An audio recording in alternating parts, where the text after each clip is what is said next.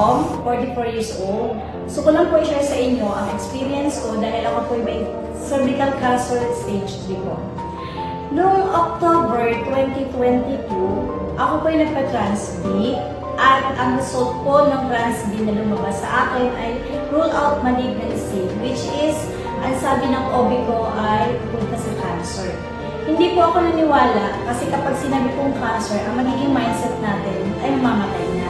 So nagpa-second opinion ako noong November 11, 2022 at the same time din po nang ako'y nagpa-Trans B, same din po ang lumabas na result katulad nung unang Trans B na lumabas sa Trans B na resulta. So, ang ginawa ko po, dahil parehas sila ng sinabi, nagpa-biopsy ako ng January. So, January 2023, lumabas ang result ng biopsy ko na meron nga po ako stage 3 cervical cancer. Then after nun, syempre hindi na ako mapakali. Noong October pa lang, ginawa ng nanay ko, bumili na siya ng barley, spirulina. 4 months akong nag-take ng dalawang product na yun. Pero hindi talaga nawala ang heavy bleeding at sobrang sakit na nararamdaman ko. Hanggang sa nakita ko sa Facebook si Chanda, isang agent. So meaning, nag-curious ako, gusto kong tumuklas ng ibang gamot na pwede kong i-take para mawala yung heavy bleeding ko. Ayun nga, nakita ko yung number ng agent at si Chanda yun. Kinontak ko siya. Then walang kabog-abong kinabukasan, pumunta siya. March 29, 2023, nang nag-start ako mag-take ng deep placenta. Noong April 11, magkakaroon o magkakandak ng CT scan chest abdomen sa akin. 9 days pa lang, nawala na yung pain at heavy bleeding ko. Hindi na ako gumagamit ng diaper para lang maano yung pagdudugo. Heavy pagdudugo talaga. So 9 days, magmula nung March 29 hanggang April 11, nawala na yung pain, nawala na rin yung bleeding. Then nung araw ng CT scan ko, nung April 11, sinalang na ako sa laboratory ng CT scan.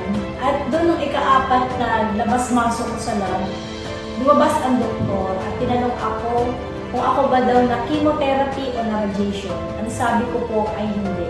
Then pumasok uli ang doktor sa loob. Mga 6 na beses po akong labas-masok sa CT scan, lumabas uli ang doktor at tinanong po nila uli ako at ang tanong po sa akin, sigurado po ba kayo na hindi pa kayo na radiation o chemotherapy? Ang sagot ko po sa doktor ay, bakit po dok? May problema po ba? Hindi na sumagot ang doktor, pumasok ulit siya sa loob ng room ng CT scan. Then after akong ma-CT scan, kinausap uli ako ng doktor sa pangatlong beses at sinabi niya sa akin kung meron daw akong mga dokumento o mga ginawang laboratory na dala ko para daw ma-compare ang ginawang CT scan chest abdomen sa akin. May dala man ako pero hindi ko pinakita dahil gusto kong malaman kung ano ang nakita nila sa chest abdomen ko. Hanggang sa umuwi ako sa bahay, kinuwento ko kay Chanda ang nangyari sa akin. Ang akin lang, simula nung 9 days ko na hindi ako nag-heavy bleeding at wala na akong pain naramdaman until now. Doon ko nakilala si deep placenta na totoo pala, na may ginagamit pala ang Diyos na kasangkapan kung sa tao na tutulong sa'yo at yung gamot din na makakapagpagaling sa'yo. Kasi wala namang imposible kung gugustuhin talaga natin gumaling. Dahil tayo ang may gusto na magkasakit tayo, gusto rin natin gumaling. Hindi ganun kadali para sa isang may sakit na gumaling, na hangarin na gumaling. Pero marunong ang Diyos sa lahat. Ipinakilala niya sa akin si Deep Placenta.